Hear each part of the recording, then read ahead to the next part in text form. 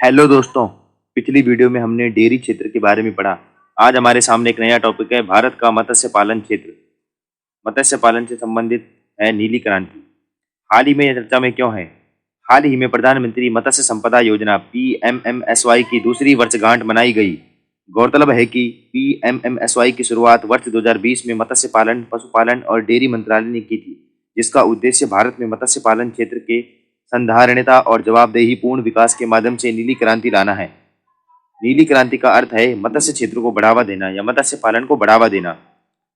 इसके प्रमुख बिंदु हैं, मत्स्य पालन क्षेत्र ने भारत को लगभग 2 करोड़ 2.80 करोड़ लोगों को प्रत्यक्ष आजीविका प्रदान की, यानी कि 2 करोड़ 80 लाख लोगों को इसने प्रत्यक्ष आजीविका प्रदान की है। इसके अलावा यह क्षेत्र खाद्य और पोषण सुरक्षा, विदेशी मुद्रा आय इत्यादि में भी महत्वपूर्ण योगदान रखता है। भारत विश्व में मछली का दूसरा सबसे बड़ा उत्पादक देश है। भारत पूरे विश्व के मत्स्य उत्पादन का लगभग 7.56% 2021 के अनुसार उत्पादन करता है।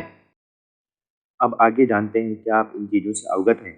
समुद्री उत्पाद निर्यात विकास प्राधिकरण MPEDA भारत से समुद्री उत्पादों के निर्यात को बढ़ावा देने हेतु केंद्रीय वाणिज्य एवं उद्योग मंत्रालय के तहत वर्ष 1972 में स्थापित एक सर्वाधिक निकाय है। MPEDA वैश्विक बाजार के लिए बुनियादी ढांचे में सुधार एवं मूल्यवर्धित समुद्री भोजन विकसित करने के लिए वित्तीय सहायता प्रदान करता है, यानी कि फंडिंग का एक जरिया है ये समुद्री भोजन इत्यादि विकसित करने के लिए। ठीक है। हाल ही में केंद्रीय वाणिज्य और उद्योग मंत्री ने मत्स्य पालन क्षेत्र में हितधारकों से इस क्षेत्र में उभरती चुनौतियों का सामना करने वर्ष 2025 तक समुद्री उत्पाद निर्यात से लगभग 1 लाख करोड़ रुपए के लक्ष्य तक पहुंचने के लिए आग्रह किया है। अब हम समझते हैं प्रधानमंत्री मत्स्य संपदा योजना क्या है। PMMSY एक अम्ब्रेला योजना है। इस योजना के 2 अलग अलग घटक है। अम्ब्रेला योजना के अंतर्गत 2-3 सेक्टर को हम इकट्ठा मिला देते हैं, लाइक केंद्र प्रायोजित योजना, केंद्र क्षेत्रक योजना। केंद्र प्रायोजित योजना के अंतर्गत लाभार्थी उन्मुख गतिविधियां व गैर लाभार्थी उन्मुख गतिविधियां आती है। केंद्र क्षेत्रक योजना के अंतर्गत लाभार्थी उन्मुख गतिविधियों के साथ साथ सरकारी संस्थाओं को भी सहायता प्रदान की जाती है। PMMSY योजना में निम्नलिखित लक्ष्यों को शामिल किया गया है। मछुआरों और मत्स्य पालकों के किसानों की आय दोगुनी करना, जलीय कृषि उत्पादकता में 3 से 5 टन प्रति हेक्टेयर सुधार करना, मछली के उत्पादन के जो नुकसान होता है उसको 10% तक कम करना, सतत समावेशी और न्यायसंगत तरीके से मत्स्य पालन क्षमता का विकास करना, मछुआरों को बीमा वित्तीय सहायता प्रदान करना, विस्तार, तीव्रता, विविधीकरण आदि के माध्यम से मछली उत्पादन की उत्पादकता में वृद्धि करना, मूल्य श्रृंखला को और अधिक मजबूत बनाना, प्रबंधन को मजबूत बनाना। ब्लू ट्रांसफॉर्मेशन रोड मैप 2020 से 2023। हाल ही में संयुक्त राष्ट्र के खाद्य और कृषि संगठन FAO ने ब्लू ट्रांसफॉर्मेशन रोड मैप 2022-30 जारी किया है। इस रोड मैप में जलीय खाद्य प्रणालियों के महत्व को रोजगार, आर्थिक विकास, सामाजिक विकास और पर्यावरण सुधार के वाहक के रूप में पहचाना गया है।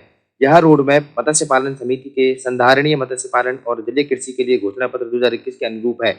गौरतलब है कि COFL FAO परिषद की एक सहायक संस्था है। इसकी स्थापना वर्ष 1965 में की गई थी। यह एकमात्र वैश्विक अंतर सरकारी मंच है। ब्लू ट्रांसफॉर्मेशन एक लक्षित प्रयास है। इसके तहत एजेंसियां देश और आश्रित समुदाय जलीय और खाद्य प्रणाली के योगदान को अधिकतम करने के लिए मौजूदा एवं नए ज्ञान साधनों पद्धति का उपयोग करते हैं। एक प्रकार का साझा प्रयास है ये, जिसमें विभिन्न देश के जो समुदाय होते हैं, विभिन्न देश के जो प्रतिनिधि होते हैं, वे सब इकट्ठे होकर क्या नीतियां बनाते हैं जलीय क्षेत्र में या फिर समुद्री उत्पादन को बढ़ावा देने के लिए। ठीक है। इसकी जरूरत क्यों है? बढ़ती आबादी के लिए पर्याप्त जलीय खाद्य सुनिश्चित कर सकता है, या सभी के लिए सुरक्षित एवं पौष्टिक जलीय भोजन की उपलब्धता करवाना, सुभेद्य समुदायों के अधिकार एवं आय में सुधार करना।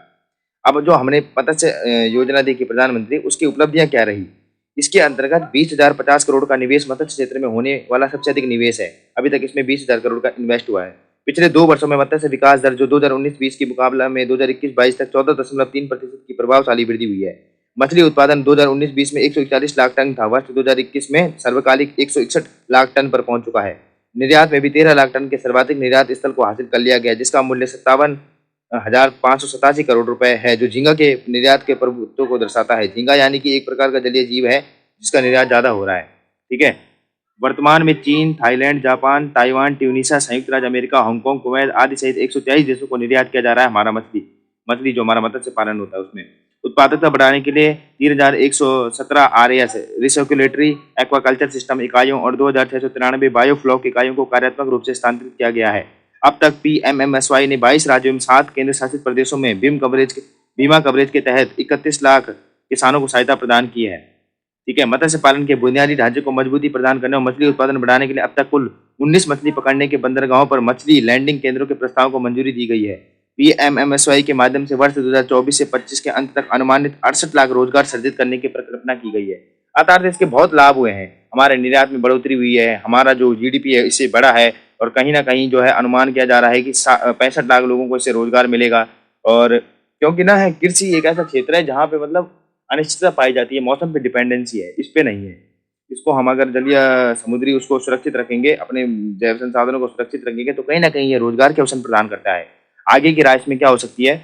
मत्स्य पालन और मछली किसान पीएमएमएसवाई के केंद्र में शामिल है। हमारे जलाशयों और प्राकृतिक संसाधनों की वास्तविक क्षमता का उपयोग प्रौद्योगिकी व सार्वजनिक भंडारण तथा नदी एवं समुद्री पशुपालन कार्यक्रम द्वारा जल निकायों के कायाकल्प के माध्यम से किया जा सकता है।